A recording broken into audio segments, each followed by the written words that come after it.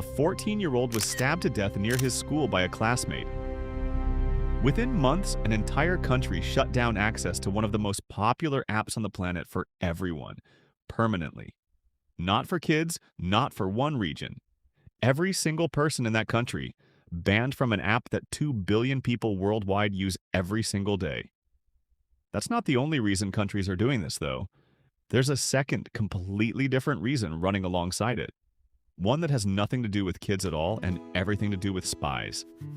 And most people online arguing about this topic are actually arguing about two totally different things without realizing it. Before we get into why, let's actually establish how big this is, because most people underestimate it badly. As of this year, 35 countries and institutions have placed some form of restriction on TikTok. Not a handful of small nations. 35, spanning full outright bans, government device restrictions, and age-based bans all layered on top of each other. And this isn't old settled history either. Just weeks before this video, France passed a law banning the platform for anyone under 15. The first law of its kind in the entire European Union. So whatever side of this debate you land on, it's genuinely still unfolding right now. Not a closed chapter. Let's untangle thread 1 first because it's the one people bring up most often. National security. TikTok is owned by ByteDance, a Chinese company, and the core worry from Western governments isn't really about the videos themselves. It's about the data sitting behind them. Governments have specifically worried about two things. First, whether user data like location history, browsing behavior, and personal information could end up accessible to a foreign government under different national laws. And second, whether the app's recommendation algorithm could theoretically be steered to promote or suppress certain content for political influence.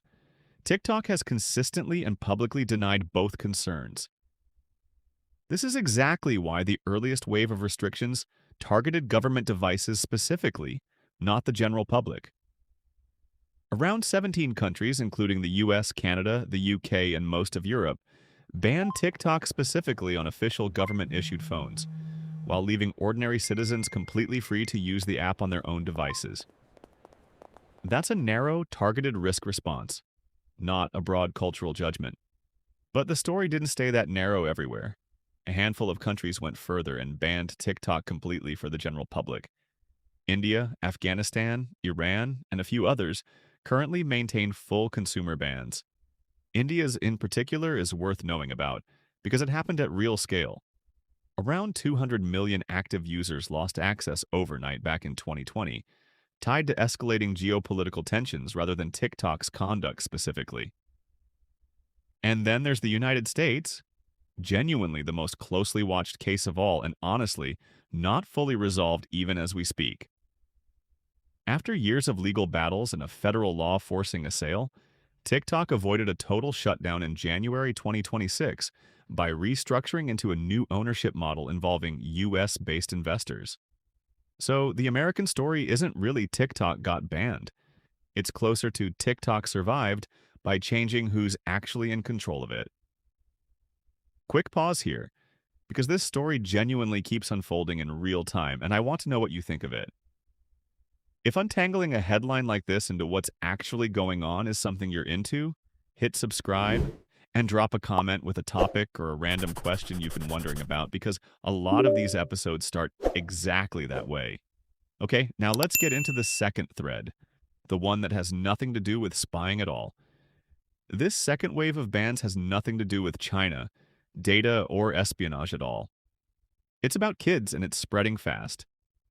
Australia led the way, barring under 16s from major social platforms including TikTok, starting in December 2025. Indonesia and Malaysia followed with similar measures in 2026, and this is genuinely the fastest moving trend in the whole story right now. As we mentioned in the cold open, France just passed a law banning under 15s starting this September, the first such law anywhere in the European Union. And Turkey and the UAE have already enacted similar age limits, with the UK, Greece, and Spain reportedly working on their own versions. So why did this specific thread start accelerating so fast? A big part of it traces back to that Albania story from the cold open. Albania became the first European nation to implement a full nationwide ban back in March 2025, and the government directly linked its decision to that stabbing, alleging the underlying dispute had been fueled by content on the platform. Now, here's an honest complication worth sitting with. That specific ban was later ruled unconstitutional by Albania's own courts in March 2026, exactly 1 year after it began. So, even within this thread, there's real unresolved legal and political disagreement about whether a full ban is the right tool or whether it goes further than governments are actually allowed to go. The reasoning behind this whole thread generally centers on concerns about addictive design, exposure to harmful content, and documented links between heavy social media use and mental health struggles in teenagers. Concerns that notably apply just as much to other platforms as they do specifically to TikTok.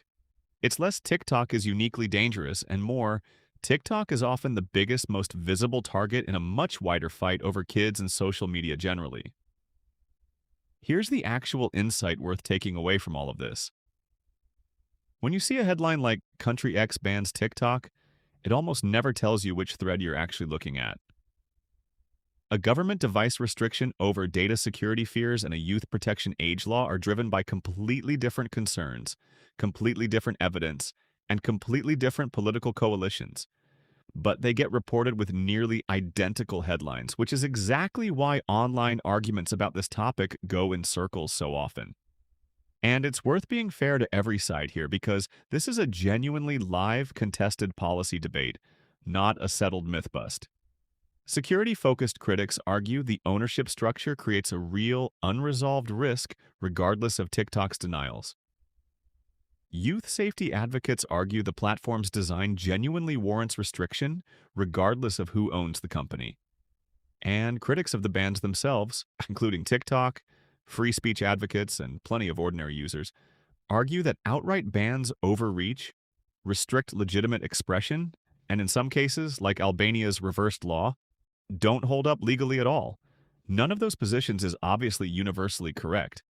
They're weighing genuinely different values against each other, and different countries are landing in different places depending on their own political priorities, legal systems, and relationship with China specifically.